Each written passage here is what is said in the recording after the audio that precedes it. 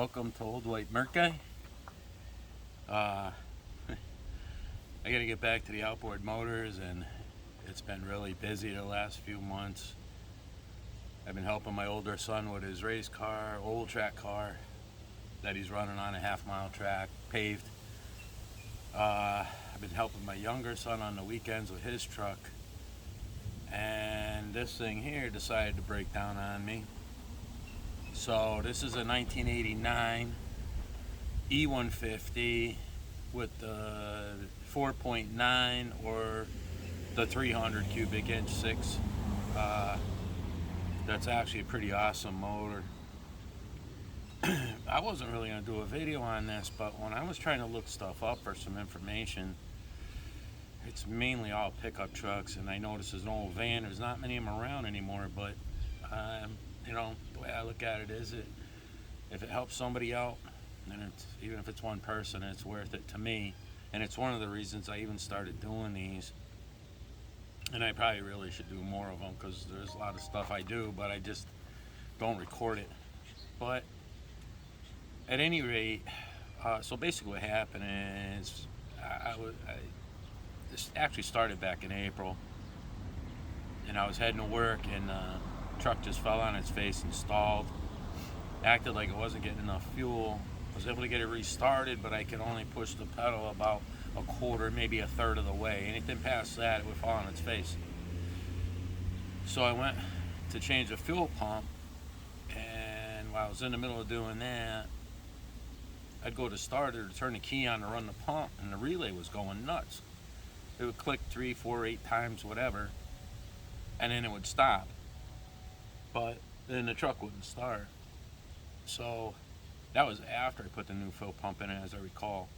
So we went and got a new relay, put a new relay in it, and then it started, and it's run fine for, this is July, so it's been a few months. And then last week, I went to leave, go help my younger son out with a job, and did the same thing. Fell on its face, stalled out.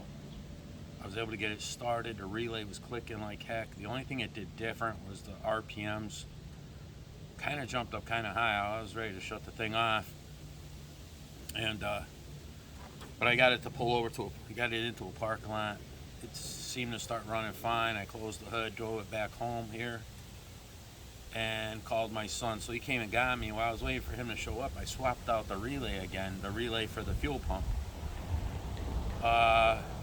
Hit the key, the thing fired up, seemed to run fine. So the next day I took it for a ride. It ran fine. It started right up. Everything seemed to be perfect.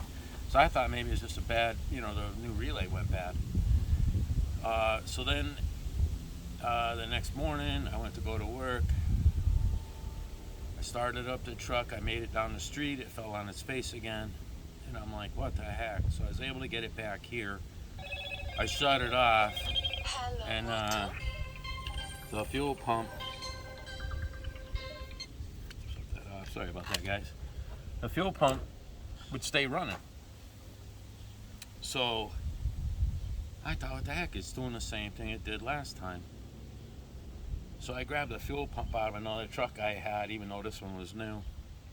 Put that fuel pump in, it did the same thing. I swapped out the relay. I started researching stuff, checking grounds, cleaning grounds. I did find some that were loose and or corroded. No matter what I did, it wouldn't work. I got a neighbor that he's into Fords, so he came over.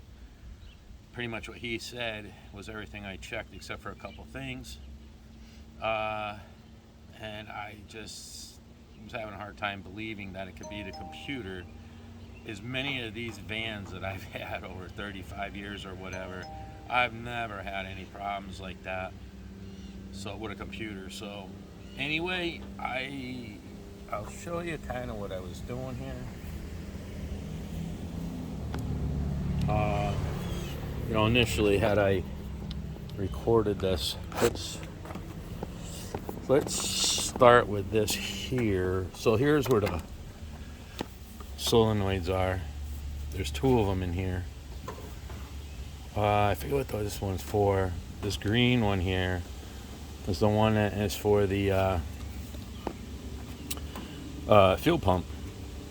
If this was a pickup truck, I'd show you my kid's Bronco, but I just pulled that all apart. But anyways, I'm gonna say this for the pickup trucks in case somebody does check this video. You'll have a box here, it'll have the relays in there and the computers in that firewall. There's lots of videos on how to do that, but I didn't find anything on a van. So I have taken the air box out. That would be right here. It's just 4 screws. 1, 2, 3, 4. And then the hoses, and this hose goes up in here. Then I pulled the battery, and I'm looking because I know the computer is back over here, but I'm like, how the heck? And I was looking with a light down through here, and I could see the bolt and the wiring harness. Well, there's one bolt. It's down, probably not going to show up, but it's down in the side right here. And this piece, you can wheel it around, it'll come right out of there, and then you can get your hand under there to get the bolt out for the computer. So I'm going to show you where the computer is. Come around over here. You'll have, let's see, I gotta put this all back together. You'll have this piece here that bolts up in here. Let me look in the camera here. Yeah, this will bolt up in here.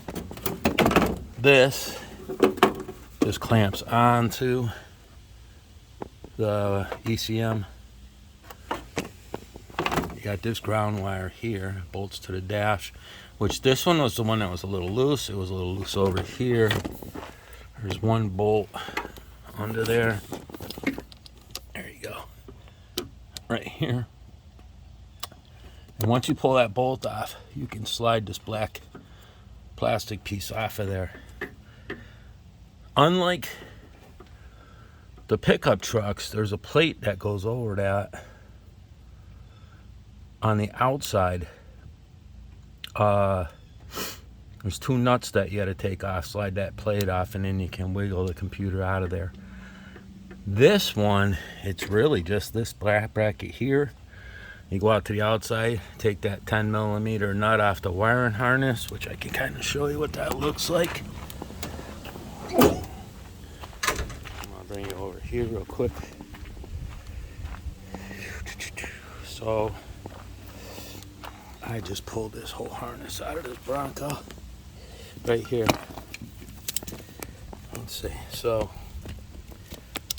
this is basically what it looks like. It's a 10mm right there. You undo that, this thing unplugs. So I'm kind of ripping this apart.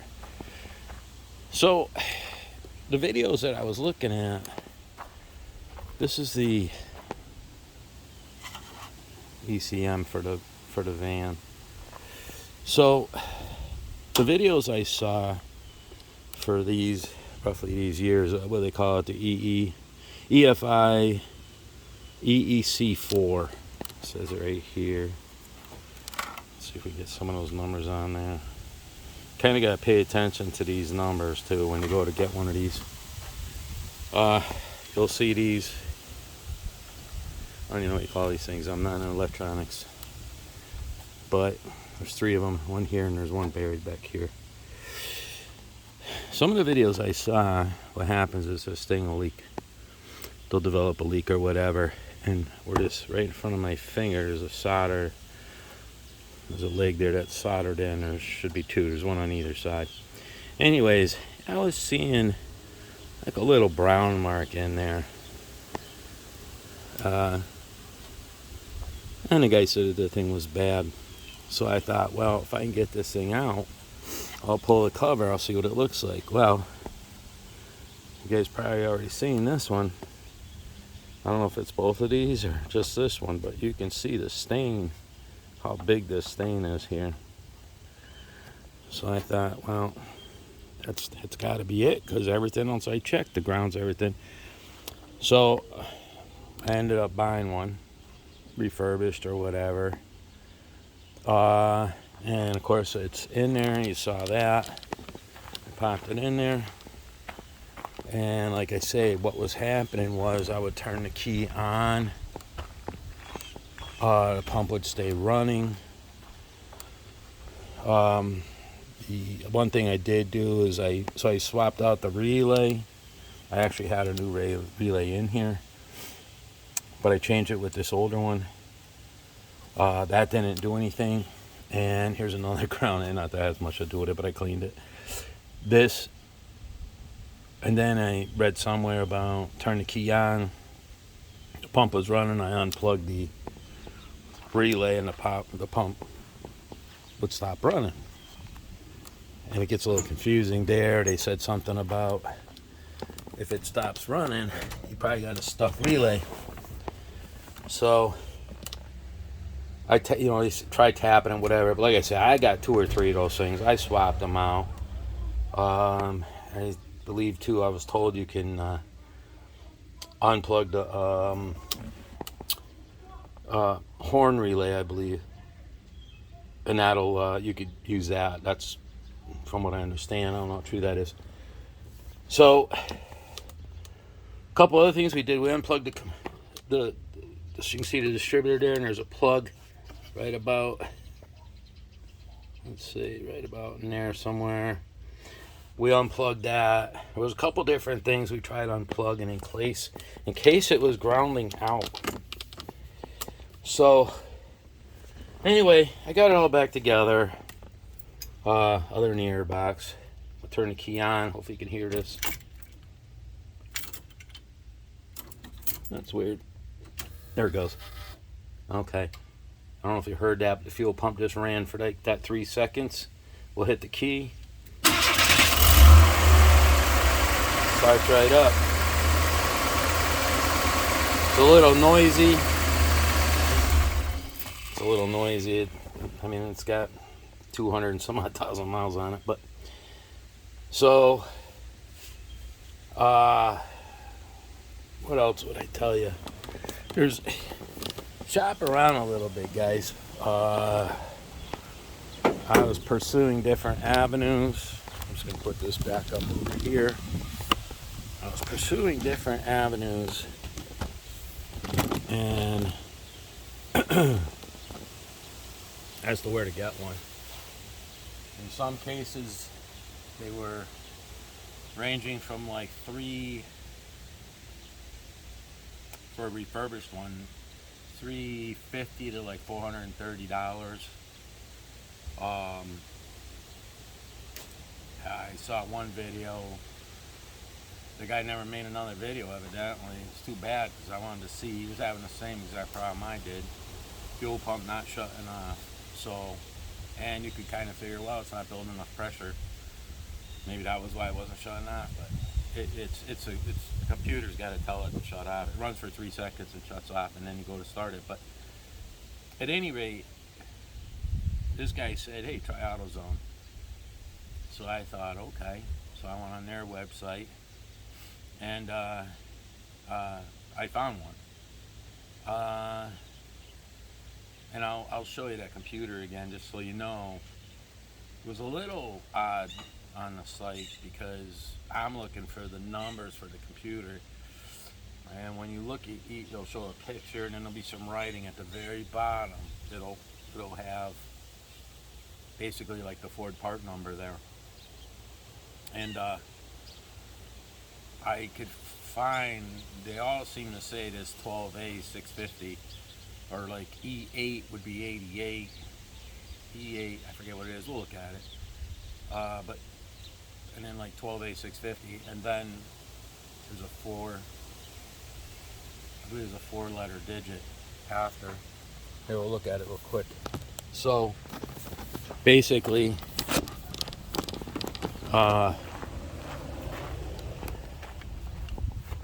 one of the digits was missing. I'm gonna have to look at this, but this is basically what I looked at.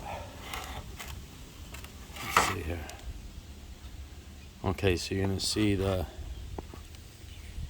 E8TF 12A 650. This is the one to me that you kind of really, I mean, obviously you gotta pay attention to this, but this BY2A. The one on the listing for AutoZone had the E8TF. It doesn't show this, but almost all the ones I looked at had that. And then it said BY, I believe it was BYA. It didn't have the 2 on there, which made me a little nervous. But when I went to order it, you give them the VIN number. There's a place to punch in the VIN number when you go to order it and pay for it. So it worked out really well. I'm really happy, not only to have it running again, but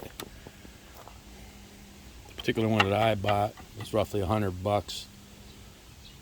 You know, like $50 for a core.